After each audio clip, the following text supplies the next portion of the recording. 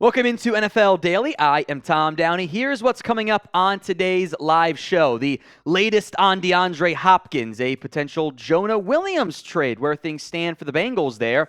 Lamar Jackson updates what's going on that front. And Odell Beckham, still new but not new updates. It's weird, right? We'll break it all down for you, beginning with DeAndre Hopkins. The update from Ian Rapoport is that the trade talks are ramping up. And in general, we know Hopkins will get dealt, but more times than not, when there is the team has interest or there's trade talks going on, it means the trade talks aren't going that well.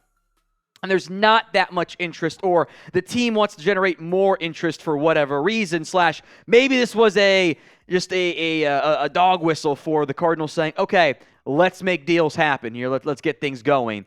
Rapoport also mentioned, which we'll get into here in a little bit, that the contract will likely be adjusted. He mentioned the Brandon Cooks one.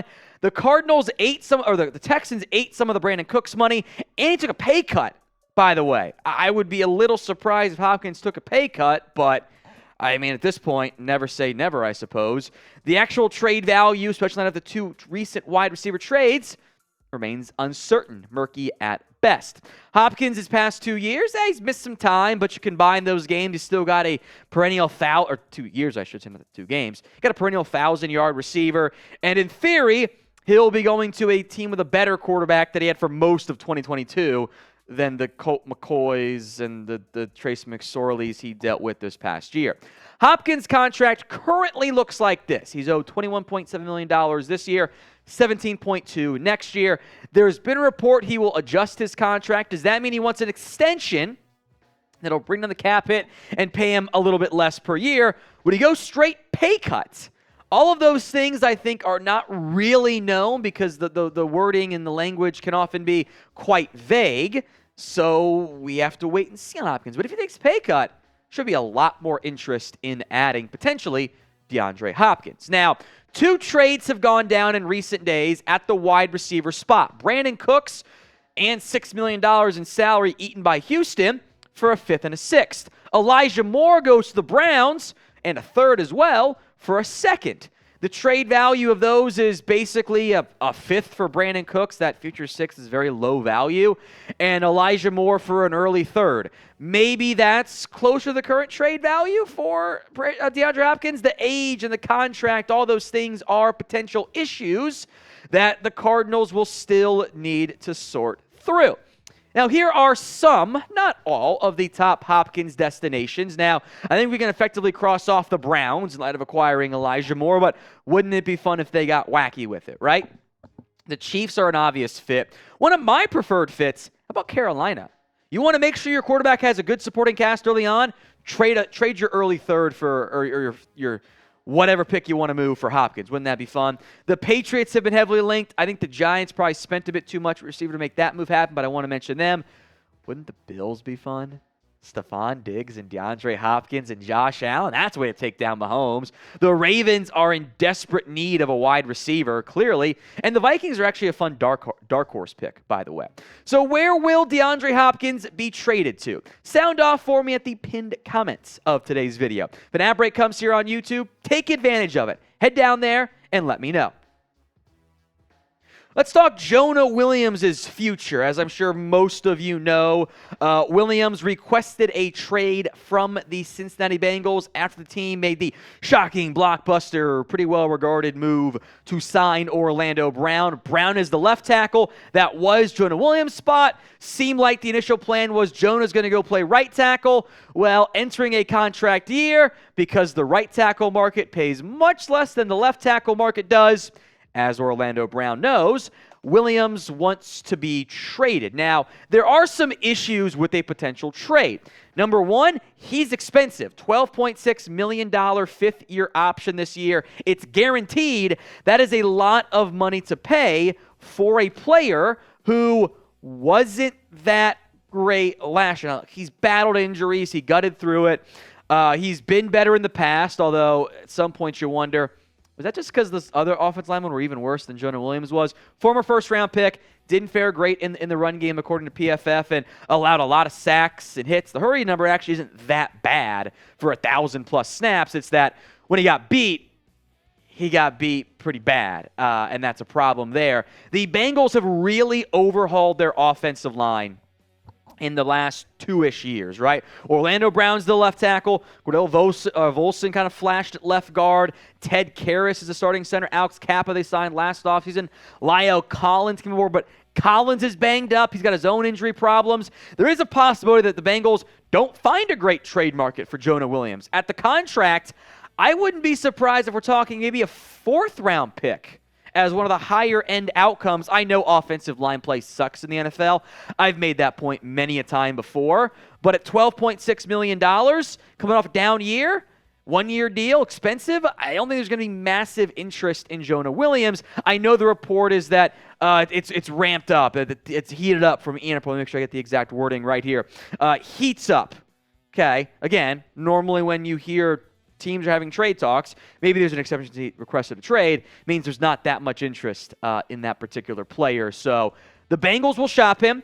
We'll see what they get. The biggest immediate impact from the Bengals standpoint might be the salary cap space they would save in $12.6 million. And if you really want to have things come full circle, what if you did the inverse of the Cordy Glenn trade? You Bengals fans know what I'm talking about. When the Bengals moved down in round 1 to acquire Cordy Glenn. Maybe you do the opposite. You trade up in a round and ship out Jonah Williams as part of that package. Just a hypothetical idea there for you. So prediction time. Will Jonah Williams be traded? Y for yes, N for no. I want you guys to sound off for me in the comment section right now. Let's go to the latest on Lamar Jackson, and this is interesting here. Pro Football Talk reports that a representative for Lamar Jackson has reached out to NFL teams about a potential deal. They are allegedly asking for a large amount of guaranteed money, not necessarily fully guaranteed, so it could be more of like a 5-year deal, $200 million guaranteed, and that he's also prepared to move on from the Ravens. Now, the issue here is that Lamar Jackson does not have an actual agent. They are not NFLPA certified. Unclear who the representative is. I know that his mother has been heavily involved on that side of things. And the issue teams run into here is that the NFL CBA does not allow player contracts to be negotiated with anyone other than an NFLPA certified agent, Lamar does not have, or himself. So teams can't technically negotiate with whoever that representative is. Now, I'm sure it's fine if they're in the same room or whatever, as long as Lamar's there, but that is the first real movement we've heard of Lamar looking around to find some interest in a potential deal, whether it's in Indy, Detroit, I don't know where he ends up going. The Lamar situation has been weird. You have a former NFL MVP who has missed time the past couple years with various injuries, and there was uncertainty about how severe that injury really ended up being, but he's a top 10 quarterback. The ability to add a top 10 quarterback at the cost of what could be 2 late first, depending on which team you are, should be really appealing. And yet Jimmy Garoppolo gets a bunch of money. Derek Carr, Daniel Jones, it's all kind of confusing. So where does Lamar play this upcoming season? R for the Ravens, O for other, bonus points if you type in which team you think when you type in your O for other. Where does Lamar end up? I have no idea what happens here. I will never pretend to know things I don't know. There was a point like coming out of the combine, I'm like, you know what? If he gets the non-exclusive tag, he's gone. He's going to be a Falcon. And then that happened, and the Falcons immediately pulled themselves out of it. So that was kind of weird. The whole thing is weird. You've got this really talented quarterback. You can make individual arguments for all these different teams, but like if you're the Commanders, if you're the Falcons, if you're insert the Titans, like there are teams like you don't have a top 10 quarterback. You don't. And honestly, the rookie you're banking on, the second-year guy you're banking on, probably not going to be that guy anyway. Why would we assume that Lamar isn't worth even discussing? Like if you're the Jets, shouldn't you be all in on Lamar instead of getting railroaded or at least leak you have interest in Lamar to help the Packers thing move along, none of it makes sense. I think not having an agent does hurt. I think that is a significant aspect for the Lamar Jackson side of things. I do still think there's some collusion involved, though, between NFL teams to avoid the massive guarantees that have been given out in recent years. Deshaun Watson at the quarterback spot. You guys get daily NFL videos when you are subscribed. News, rumors, draft, free agency, trade, everything else, and in between, too. We got you covered. Hit that sub button. It's all free right here, youtube.com/chatsportstv. The latest on the Odell Beckham saga entering season 4. What year are we in now? Season 4, something like that. ESPN says Beckham wanted $15 to $20 million. Since then, his asking price has begun to come down, which makes sense. That's important because he ain't getting $15 to $20 million if that's what he wanted. Beckham is one of the better unsigned free agents, but he's missed a lot of time. I think that's often overlooked. This is a player who has played in 21 games the past 3 years, has not had a combined 1,000 yards yet. That is not much. So there should be concerns about Odell Beckham and his ability to stay healthy and what you're trying to pay him. And I think there are teams that want Lamar, but it's got to be ATRP at the right price. Or Odell, what did I say, Lamar? I meant Odell. Thank you, Sam.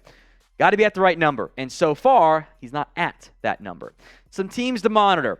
I thought he was a Jet at one point. Well, then they trade away Elijah Moore, bring in Mecole Hardman. So maybe not the route they end up going. The Baltimore Ravens have been linked in the past. The Chiefs, the Bills, the Giants, the Cowboys seem out of it now.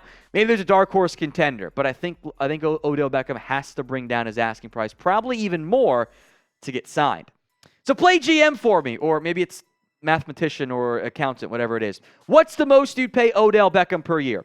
Sound off in the comment section.